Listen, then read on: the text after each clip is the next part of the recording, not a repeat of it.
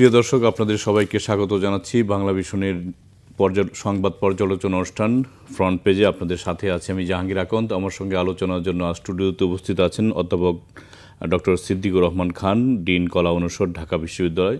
Sir, আপনাকে স্বাগত জানাচ্ছি। দর্শক, আমরা আলোচনা যাবার আগে আজকের দিনের সংবাদপত্রগুলোর প্রধান শিরোনাম একটু আপনাদেরকে একটু জানিয়ে দিতে চাই।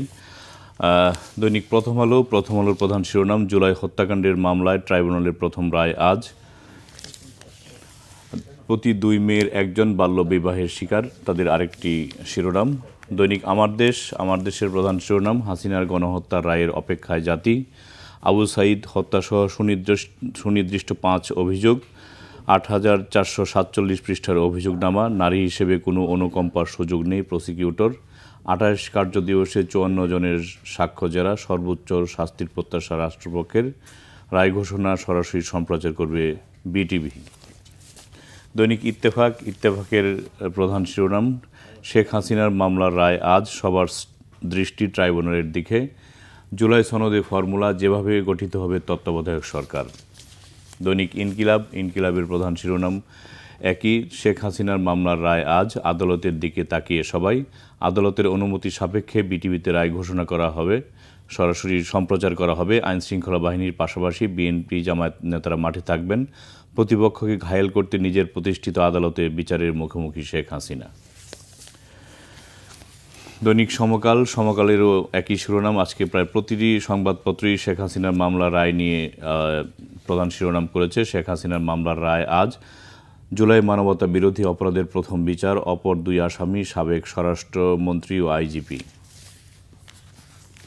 দৈনিক বাংলাদেশ প্রতিদিনের প্রধান শিরোনাম, শেখ হাসিনার রায় আজ, নতুন বাংলাদেশে পুরনো দুর্নীতি, গণতন্ত্রের লড়াইয়ে ভাসানী পথ প্রদর্শক বলেছেন তারেক রহমান।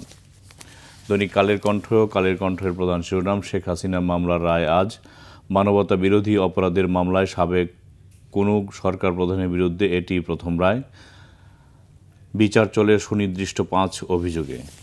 10 গাড়িতে আগুন, ককটেল আতঙ্ক, পরিবেশ উপদেষ্টার বাসার সামনে ককটেল বিস্ফোরণ, গ্রামীণ ব্যাংকের 2 শাখায় হাতবোমা আগুন। দৈনিক কালবেলার প্রধান শিরোনাম, সবার নজর শেখ হাসিনার রায়ে, দুদকের সামনে খুলবে 5 শতাধিক কর্মকর্তার লকার। দৈনিক নয়াদিগন্তেরও প্রধান শিরোনাম, হাসিনার মামলার রায় আজ, লকডাউনে ব্যর্থ হয় শাটডাউনে কর্মী সংকট। দৈনিক দেশ রূপান্তরের প্রধান শিরোনাম, সবার চোখ ট্রাইব্যুনালে, শেখ হাসিনার রায় আজ, মানবতা বিরোধী অপরাধ, হত্যার উস্কানি প্ররোচনা, মামলার রাজসাক্ষী সাবেক আইজিপি মামুন। বিচার শুরু 3.5 মাসের মধ্যে রায় হচ্ছে, রায়ের ঘোষণা সরাসরি সম্প্রচার করবে বিটিভি। তাদের আরেকটি শিরোনাম, ধর্মীয় স্থানে রাজনৈতিক প্রচারণা নিষিদ্ধের দাবি। দৈনিক যুগান্তরের প্রধান শিরোনাম, জুলাই গণহত্যা ও মানবতা বিরোধী অপরাধ, হাসিনার মামলার রায় আজ, বিক্রি হচ্ছে বেক্সিমকো টেক্সটাইল। দৈনিক মানবজমিনের প্রধান শিরোনাম একই, হাই অ্যালার্ট, আগুন ককটেল হামলাকারীদের গুলির নির্দেশ, ঢাকা সহ আশপাশের 4 জেলায় বিজিবি মোতায়েন, ট্রাইব্যুনালের নিরাপত্তা সেনা চেয়ে আবেদন। মানবতা বিরোধী অপরাধ, শেখ হাসিনার বিরুদ্ধে প্রথম রায় আজ।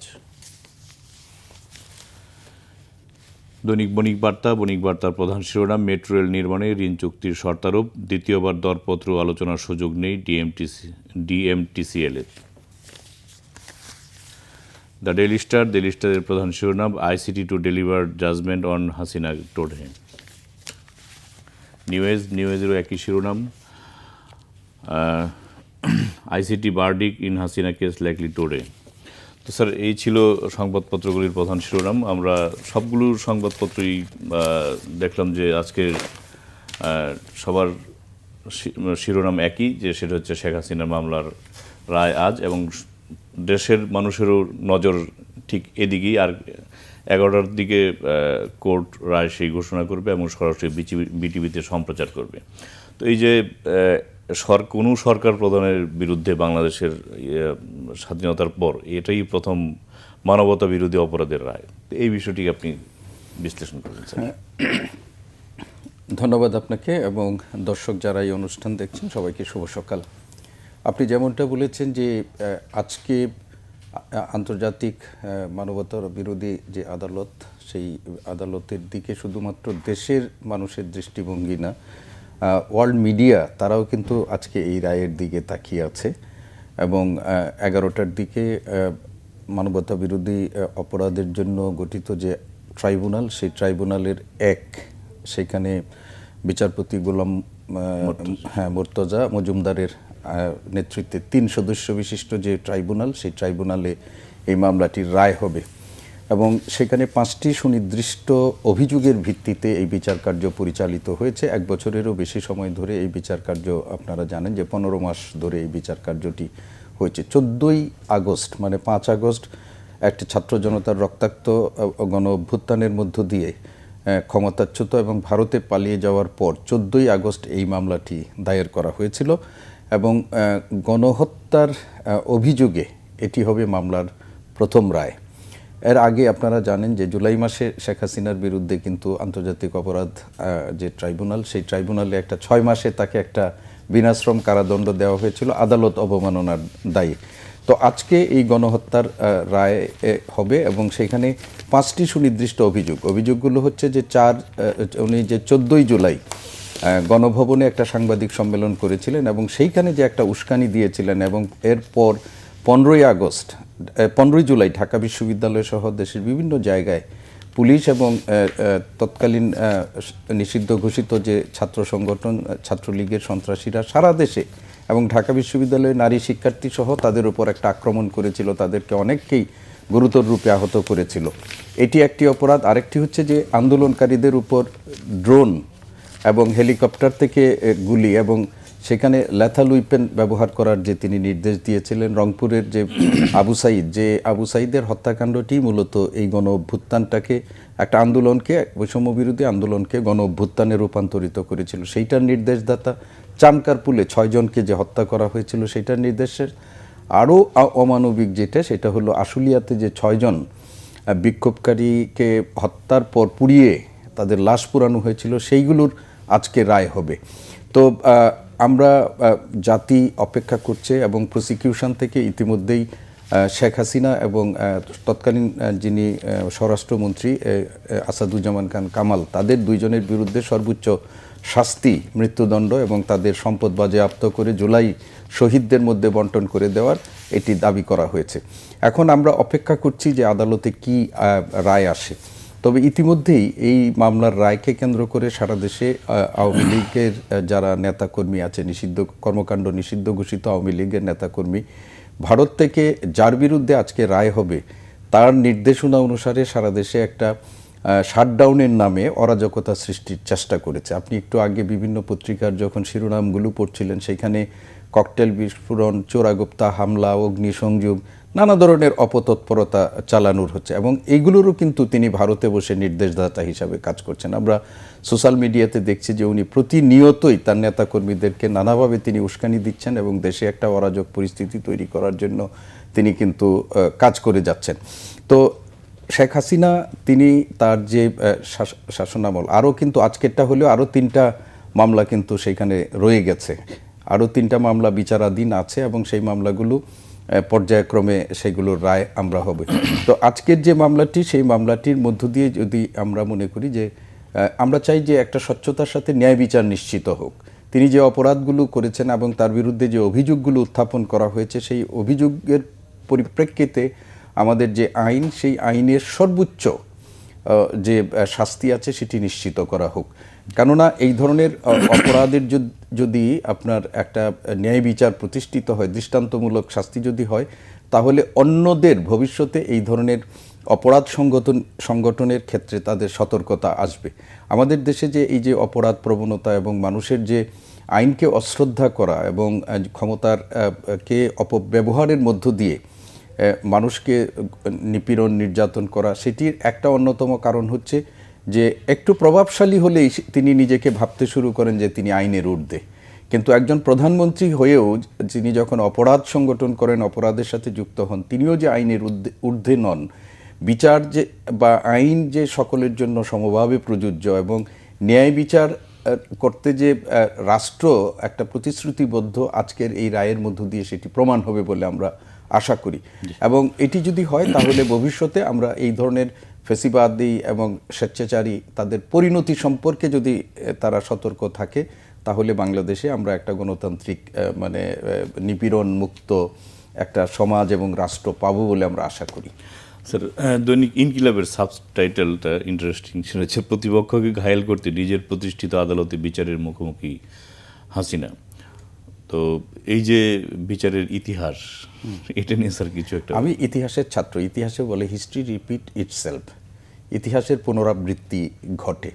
আপনি জানেন যে 2010 সালে এই আন্তর্জাতিক অপরাধ ট্রাইব্যুনাল প্রথম গঠন করা হয়েছিল এবং 12 সালে আরও দুইটাই শেখ হাসিনার শাসনামলে দুটো এই আন্তর্জাতিক অপরাধ ট্রাইব্যুনাল সেখানে করা হয়েছে। এবং এই যে ইয়েগুলো করা হলো সেইগুলোর মধ্যে যেটাতে আজকে সাবেক প্রধানমন্ত্রীর বিচার কার্যক্রমের বিচারের রায় যেটাতে প্রকাশিত হবে, সেই আমার জানা মতে সেই ট্রাইব্যুনাল থেকে ট্রাইব্যুনাল থেকে ইতিমধ্যেই কিন্তু 44 জনের বিরুদ্ধে রায় হয়েছে এবং এর মধ্যে আপনারা জানেন যে অন্তত 5 জনের মৃত্যুদণ্ড ইতিমধ্যেই কিন্তু কার্যকর হয়েছে এবং এই যাদের মৃত্যুদণ্ড কার্যকর হয়েছে তাদের মধ্যে বেশিরভাগই জামাতে ইসলামীর নেতা এবং যুদ্ধ অপরাধের দায়ে তারা অপরাধ হয়েছে। এবং সেই সময় যখন এই বিচার কার্যক্রম নিয়ে প্রশ্ন উত্থাপিত হয়েছিল, যে বিচার কার্যক্রমগুলো পরিচালিত হয়েছিল সেখানে নানা ফাঁকফোকর ছিল এবং সেই কারণে আন্তর্জাতিক অঙ্গনেও এই আন্তর্জাতিক ট্রাইব্যুনাল যে গঠন করা হয়েছে, বিচার ট্রাইব্যুনাল করা হয়েছে অপরাধ মানবতা বিরোধী, সেটা নিয়ে তখন কিন্তু বিতর্ক হয়েছিল। তখন আজকে যিনি বিচারের মুখোমুখি হয়েছেন তিনি কিন্তু এই সমস্ত সমালোচনাগুলোকে প্রত্যাখ্যান করে তিনি বলেছিলেন যে এই আদালত একেবারেই আইন অনুযায়ী এবং বিতর্কের ঊর্ধ্বে থেকেই তারা কার্যক্রম পরিচালনা করছে। এবং যেটা করা হয়েছিল সেইখানেও 5টা মামলার রায় ইতিমধ্যেই হয়েছে। তো আজকে ইতিহাসের এই পুনরাবৃত্তি ঘটল। তিনি যে আদালত তৈরি করেছিলেন, অনেকেই অভিযোগ করেন যে তার যে প্রতিপক্ষকে দমন করার এবং রাজনৈতিক প্রতিহিংসা চরিতার্থ করার একটা উদগ্র বাসনা তার মধ্যে সবসময় কিন্তু কাজ করে, অত্যন্ত ভিন্ডিকটিভ। আজকে সোহেল তাজ তার একটা ফেসবুক স্ট্যাটাসে বলেছেন এই বিচার কার্যক্রমকে কেন্দ্র করে এই সারা দেশে ককটেল বিস্ফোরণ, চোরাগুপ্তা হামলা, গাড়ির উপরে অগ্নিসংযোগ এবং আপনি গ্রামীণ ব্যাংকের উপর বিভিন্ন জায়গায় আক্রমণ করার যে চেষ্টাগুলো চলছে, সোহেল তাজ সেখানে বলেছেন নির্দেশদাতা একজনই এবং তিনি একসময় শেখ হাসিনার ব্যক্তিগত কর্মকর্তা ছিলেন। মুক্তিযোদ্ধা মতিউর রহমান রেন্টুর 2টা বইয়েরও উল্লেখ করেছেন, একটা হলো আমার ফাঁসি চাই, আরেকটা হলো অন্তরালে হত্যাকারী প্রধানমন্ত্রী, 2টা বই। সেই 2টার বইয়ের কথাও বলেছেন সবাইকে যে ক্ষমতার লোভে তিনি কি করতে পারেন এবং ক্ষমতাকে কুক্ষিগত করে রাখার জন্য কি করতে পারেন সেইটা জানার জন্য এই বইগুলো পড়ার দরকার।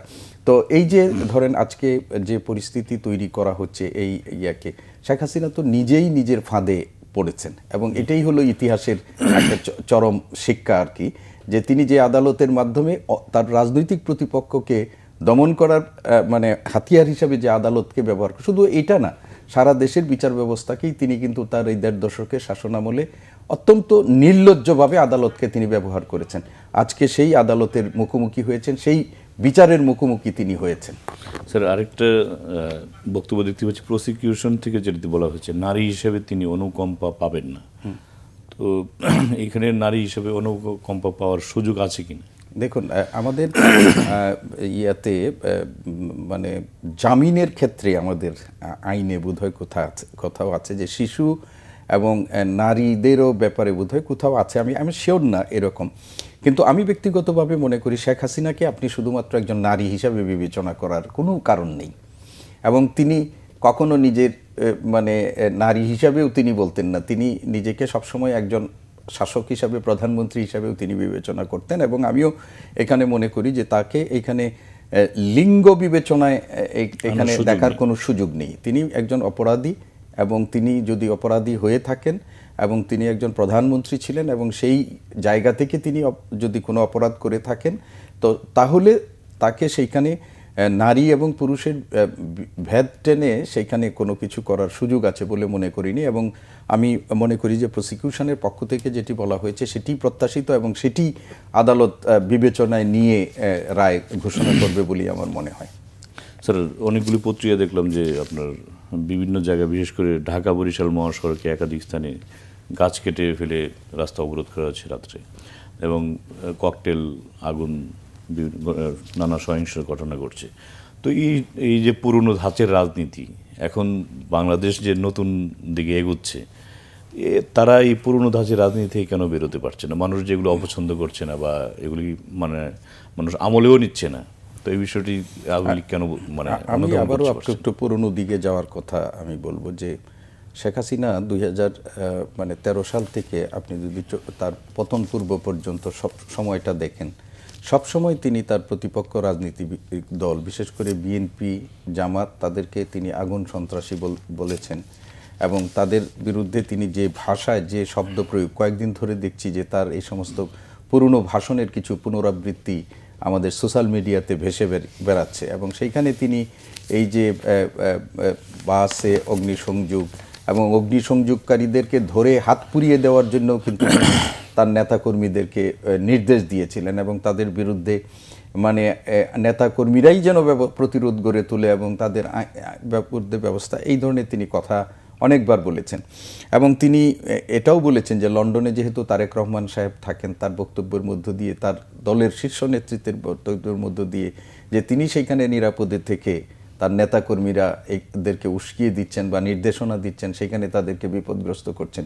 ইতিহাসের এইখানেরও আমরা পুনরাবৃত্তি দেখছি যে তিনি এখন এখানে বসে এবং তার নেতাকর্মী যারা আছেন বা শীর্ষ নেতৃত্ব সকলকে বা তার পরিবারের সদস্যরা বিদেশে বসে এইখানে যাদের মানে নেতাকর্মীরা আছে তাদের আবেগকে কাজে লাগিয়ে তাদেরকে ব্যবহার করে তাদের মানে লক্ষ্য, যে অশুভ লক্ষ্য, সেটা চরিতার্থ করার চেষ্টা করছেন। এবং আমরা দেখছি যে খুব বেশি পরিমাণে না হলেও যত সোশ্যাল মিডিয়াতে প্রচারণা তারা করছে, একটা আপনি দেখেন ঝটিকা মিছিল হয়, 2 মিনিটের একটা মিছিল, সেটা সোশ্যাল মিডিয়াতে দিয়ে, এটা তো তখন তো আর বোঝা যায় না যে কতক্ষণ এই মিছিলটা হয়েছে।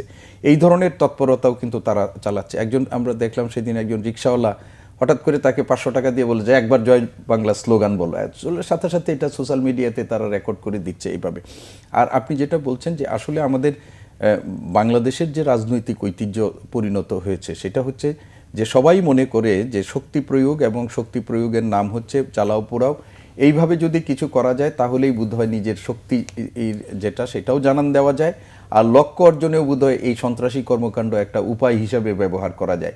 কিন্তু এর পরিণতি যে চূড়ান্ত পরিণামে খুব বেশি ভালো হয় না, এটারও আমাদের সবার কাছে কিন্তু দৃষ্টান্ত আছে। কিন্তু আমরা এই বৃত্তাবদ্ধ রাজনীতি, অপরাজনীতি, এটাকে রাজনীতি বলা যাবে না, অপরাজনীতি, সেইখান থেকে কিন্তু কেউ বেরিয়েও আসে না, বেরিয়ে আসার চেষ্টাও করে না। ফলে আপনারা দেখেন যেখানে আওয়ামী লীগের কিছু শক্তি প্রদর্শনের মানে সুযোগ আছে, সেইখানে কিন্তু তারা এই ধরনের কিছু অপতৎপরতা তৈরি করেছে। বিশেষ করে আপনি মাদারীপুর, ফরিদপুর, গোপালগঞ্জ এই অঞ্চলটার মধ্যে আমরা ওই 13 তারিখের কর্মসূচি নিয়েও কিছু নাশকতা দেখেছি, এবং এই আজকের কর্মসূচি নিয়েও গতকাল থেকে কিছু নাশকতা আমরা দেখেছি। কিন্তু সামগ্রিকভাবে যদি আপনি সামগ্রিক বাংলাদেশ, এমনকি ঢাকা শহরের চিত্রও আপনি দেখছেন যে আওয়ামী লীগের মতো একটা রাজনৈতিক দল যারা কথায় কথায় তারা অনেক বড় বড় হুমকি দিতেন, আজকের বাস্তবতায় সেই শক্তি প্রদর্শনের মতো অবস্থা তাদের নেই। আজকে আওয়ামী লীগের রাজনীতির জন্য কিন্তু একটা চরম পরীক্ষার দিন।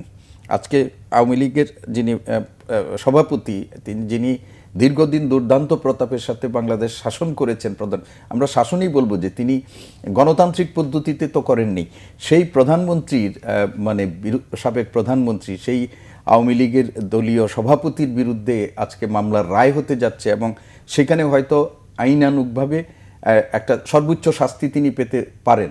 আপনারা আওয়ামী লীগের কথা দেখেছেন যে খালেদা জিয়াকে যখন জেলে নেয়, তার বাড়ির সামনে যখন বালুর টাক দিয়ে তারা কিন্তু অনেক কটাক্ষ করেছে যে এই করা যাচ্ছে না, সেই করতে পারছে না, তারাও কিন্তু সেমভাবে এদেরকে মানে দমন করার চেষ্টা করেছিল।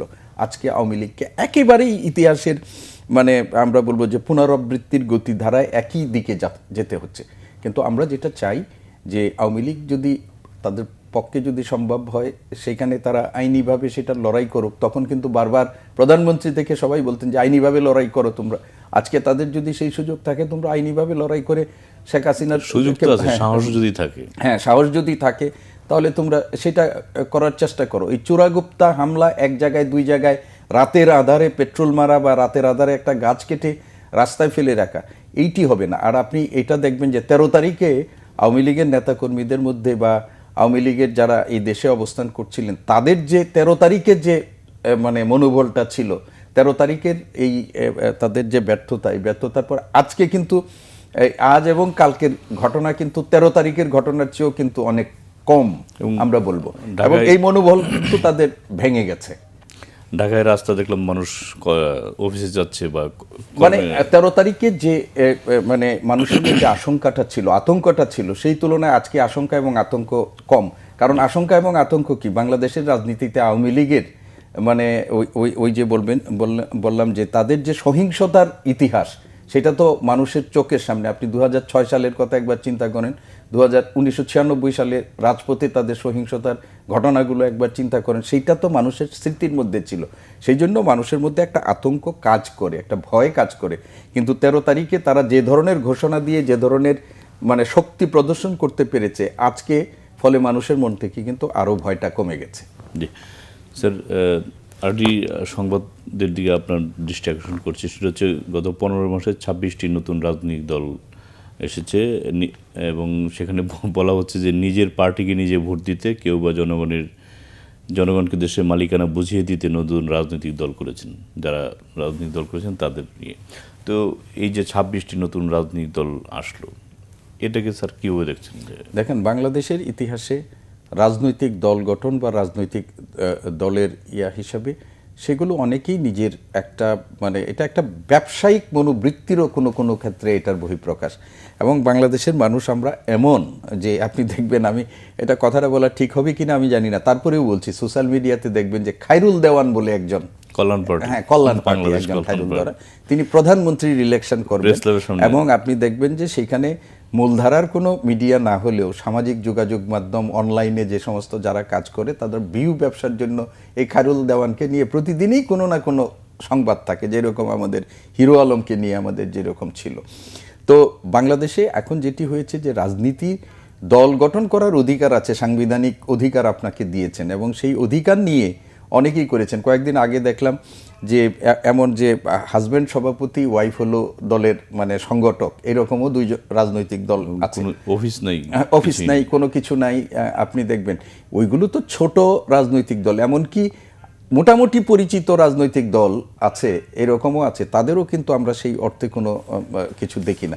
তো এই যে রাজনীতিটাকে আমাদের পরিবর্তিত বাস্তবতায় অনেকেই তাদের নিজেদের একটা বড় মানে বলবো যে স্বার্থ হাসিলের উপায় হিসাবেও নিয়ে অনেকেই এই ধরনের রাজনীতি, কিন্তু সময়ের পরীক্ষায় এগুলো কোনোটাই টিকবে না, কোনোটাই এগুলো আসবে না। নির্বাচন কমিশন যারা তাদেরকে নিবন্ধন দেন, তাদের দেখা যাচ্ছে মানে অনেক, আপনি যেটা বলছিলেন যে অফিস নেই অনেকের, মানে হাজব্যান্ড ওয়াইফ, সেক্রেটারি, সভাপতি, তো কমিশন যাচাই বাছাই কি করে না, বা করলে কি ধরনের যাচাই বাছাই করলে তাদেরকে নিবন্ধন দেয়? আচ্ছা দেখুন, এই সমস্ত রাজনৈতিক দলগুলোর মধ্যে যেগুলোর কথা আমরা বলছি, ইন জেনারেলি অনেক রাজনৈতিক দলের তো কোনো নিবন্ধন নাই, এবং তারা নিবন্ধনের জন্য অনেকেই যে খুব চেষ্টা করেন এমনটাও না, এবং নিবন্ধনের যে শর্ত পূরণ, এগুলো তাদের পক্ষে শর্ত পূরণ করাও সম্ভব না। কিন্তু আপনি গত নির্বাচনকে সামনে রেখে আমরা দেখেছি যে যে আমাদের দ্বাদশ জাতীয় সংসদ নির্বাচন, এমন কিছু রাজনৈতিক দলকে নিবন্ধন দেওয়া হয়েছিল যে নির্বাচনে বৈধতা দেওয়ার জন্য এবং সংখ্যাতাত্ত্বিক একটা হিসাব দেওয়ার জন্য, যে এতগুলো রাজনৈতিক দল আমাদের মানে নির্বাচনে অংশগ্রহণ করছে, সেই ধরনের সংখ্যাতাত্ত্বিক একটা মানে তথ্য প্রমাণ জাতির কাছে বা বৈশ্বিক পরিমণ্ডলে উপস্থাপনের জন্য কোনো রকমের যাচাই বাছাই ছাড়া। আবার কোথাও কোথাও আপনি দেখেন তৃণমূল বিএনপিকে একটা দিয়েছিল, যে রাজনৈতিক দল ভেঙে নিয়ে আর একটা কিছু করার সরকারি চেষ্টা। তো নির্বাচন কমিশনকে তো মানে ক্ষমতাসীন সরকার এই ব্যাপারে বাধ্য করে, আমরা অতীতে সেইগুলো দেখেছি।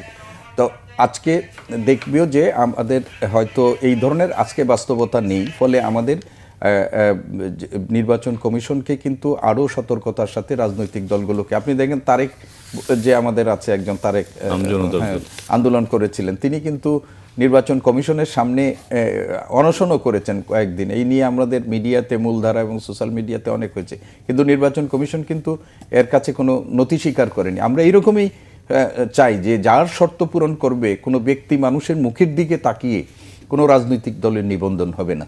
কোনো ব্যক্তি মানুষের ব্যক্তিগত মানে বলবো যে ভূমিকা বা তার ইতিবাচক ভূমিকা বলেন, সেটাকেও বিবেচনা করে কোনো রাজনৈতিক দলকে নিবন্ধন দিবে না। যারা প্রকৃত অর্থেই নির্বাচন কমিশনের আইন অনুযায়ী নিবন্ধন পাওয়ার যোগ্য, তাদেরকেই কেবল যদি বিবেচনা করা হয়, তাহলে এই ধরনের রাজনৈতিক দল গঠন করেও কোনো লাভ হবে না। স্যার, আমরা শেষ পর্যায়ে আপনাকে অসংখ্য ধন্যবাদ আমাদের সাথে যুক্ত হওয়ার জন্য। আপনাকেও ধন্যবাদ। আজ এ পর্যন্তই। কাল দেখা হবে একই সময়। ভালো থাকবেন, সুস্থ থাকবেন, সে প্রত্যাশা আজকের মতো এখানে বিদায় চাইছি। সঙ্গে থাকার জন্য ধন্যবাদ সবাইকে।